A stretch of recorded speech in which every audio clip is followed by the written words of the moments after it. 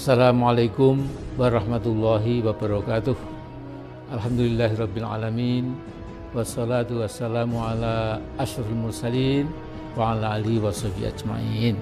Saudaraku sebangsa dan setanah air, ada fenomena yang memprihatinkan bagi banyak orang yang berpikir kritis dan mengikuti perkembangan komunisme internasional. Yang paling mutakhir apalagi ya, mengapa? Mereka prihatin karena banyak tokoh pendukung rezim yang berusaha meyakinkan masyarakat bahwa seolah-olah PKI sudah mati, sudah dikubur, dan komunisme sudah tidak laku lagi. PKI sudah jadi hantu, juga tidak ada lagi negara yang masih menerapkan komunisme, Leninisme, Marxisme. Nah, para komunis malam yang berupaya meyakinkan masyarakat bahwa komunisme sudah menjadi bagian sejarah, menjadi masa lalu, lupa bahwa di zaman internet sekarang ini seluruh informasi global di bidang apa saja sudah sangat mudah diakses oleh setiap orang. Mereka jadi buta bahwa RRC yang menjadi junjungan beberapa oknum dalam rezim Pak Jokowi pada hakikatnya merupakan kekuatan komunisme yang paling dahsyat sekarang ini di muka bumi. Bila dulu Mao Zedong atau Mao Zedong mempropagandakan dan memaksakan Marxisme sebagai ideologi tunggal RRC, maka Xi Jinping, penguasa puncak sekarang ini dan penguasa tunggal RRC yang jadi presiden dan sekaligus sekjen PKC, telah mengeluarkan Xi Jinpingisme. Di antara 14 butir ideologi Xi Jinping itu disebutkan bahwa PKC memegang kekuasaan mutlak atas tentara atau militer Cina, yaitu PLA, dan mengukuhkan jabatan Xi sebagai penguasa tunggal Cina seumur hidup. Keputusan Kongres PKC itu diambil pada 2017 dan sekaligus menekankan bahwa Cina harus melaksanakan nilai-nilai asasi dari Marxisme, komunisme, dan sosialisme. Walaupun ada embel-embel sesuai ciri-ciri Cina. Perhatikan, Marxisme, komunisme, dan sosialisme masih jadi rujukan baku bagi Cina. Oknum-oknum rezim Jokowi sedang menipu rakyat Indonesia ketika mereka menyatakan bahwa sudah tidak ada lagi komunisme di muka bumi ini dan juga tidak perlu khawatir PKI akan muncul kembali. Kata mereka, tidak ada lagi negara yang menganut Marxisme, Leninisme, komunisme. Itu bohong besar.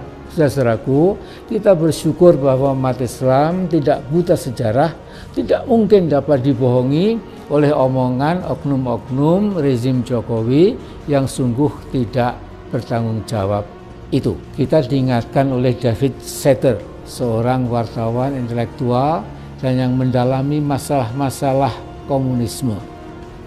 Dia menulis bahwa selama 100 tahun 1917 sampai 2017 kaum komunis telah membunuh sekitar 100 juta orang yang dipandang sebagai musuh komunis. Lebih terinci lagi adalah temuan yang cukup otentik dari seorang guru besar yang mengajar di Universitas Indiana, juga di Yale dan Universitas Hawaii, bernama Rudolf Joseph Rummel. Dia sudah meninggal sekarang ini, yang mendedikasikan seluruh karir akademiknya untuk mendalami komunisme internasional, dan ia mencatat jumlah pelenyapan manusia atau demosida atau genosida oleh kaum komunis sebagai berikut. Cambodia tahun 75-79 yang terbunuh 2 juta lebih sedikit. Di RRC ini luar biasa, tahun 49 sampai 87 77.277.000. Polandia tahun 45 sampai 48 1,5 juta. Korea Utara 48 sampai 87 1,5 juta lebih. Vietnam 45 sampai 87 1,6 juta. Yugoslavia tahun 44 sampai 87 1.072.000. Uni Soviet tahun 17 sampai 87 61 juta.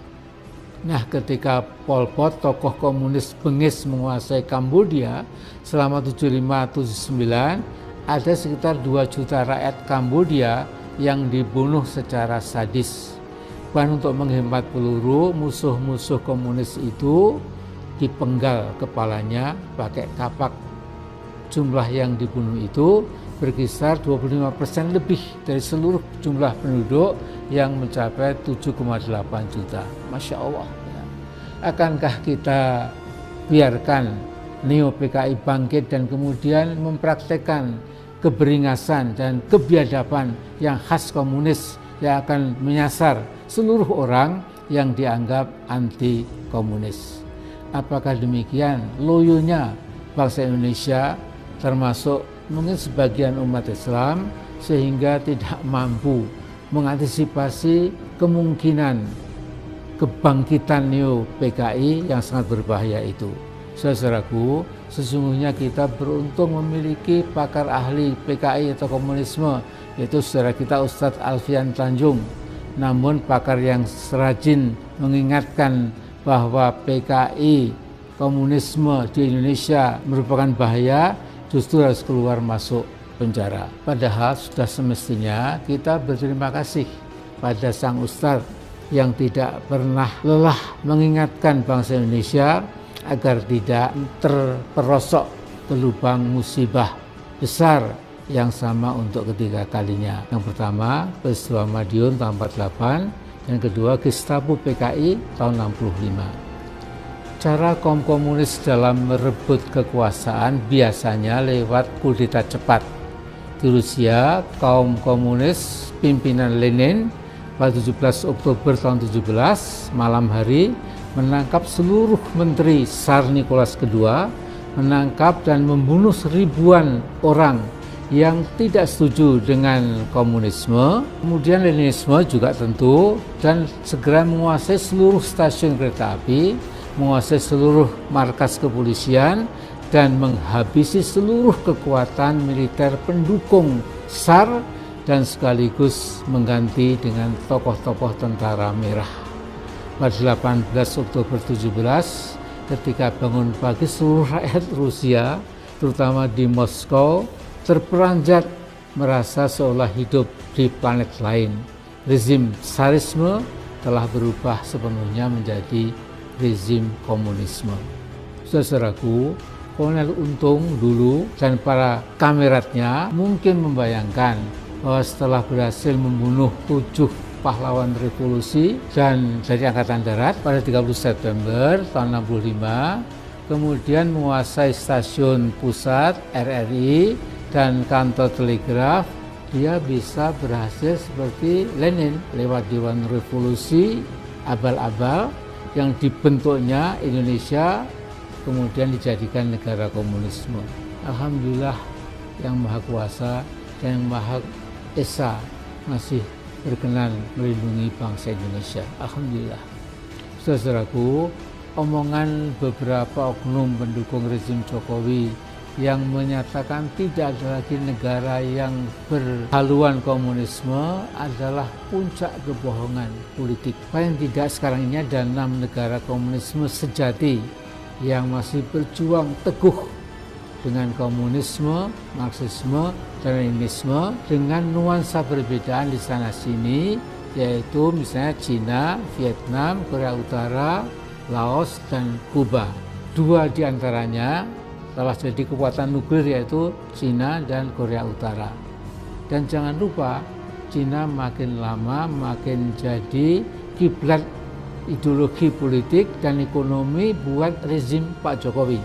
Sementara Rusia yang ke-6 mengalami kambuh massal, mereka nostalgia kembali ke komunisme.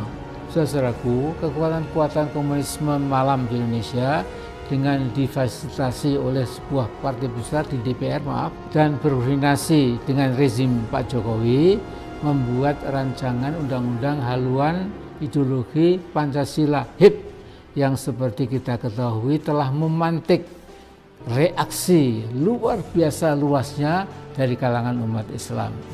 Kita saksikan sebagian besar umat Islam yang merupakan mayoritas bangsa Indonesia telah bersikap seragam cabut rencana undang-undang HIP titik.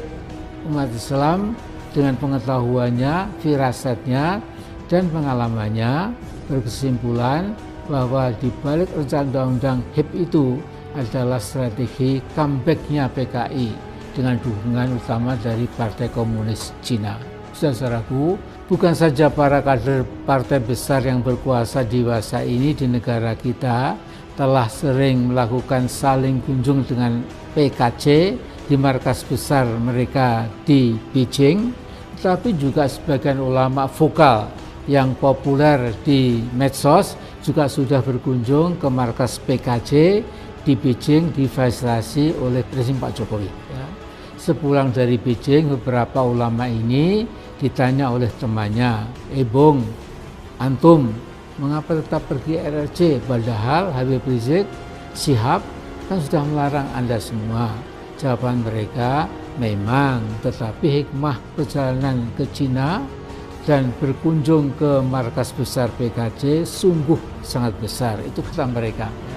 Mereka menyatakan sangat takjub dengan kemajuan ekonomi Cina dan berkesimpulan komunisme di sana menjadi dasar penggerak kemajuan Cina, maka Islam dapat dijadikan penggerak pembangunan di Indonesia. Namun ada yang mereka lupakan, bahwa pikiran dan sikap istiqomah mereka sedang ditumpulkan, sehingga paling tidak sikap mereka menjadi lunak dan lembek serta lupa bahwa komunisme dari ujung kaki sampai ujung ubun-ubun bertentangan dengan secara diametral bertentangan dengan Islam. Bahkan salah satu dogma komunisme yang paling penting adalah permusuhan kepada agama-agama, terutama agama Islam. Saudaraku, namun kita bersyukur bahwa para ulama tadi hanya khilaf dan sekarang sudah kembali ke pangkuan umat, bahkan sudah menohok rezim HIP itu, kemudian dibatalkan sesegera mungkin, titik. Bravo pada para ulama kita itu.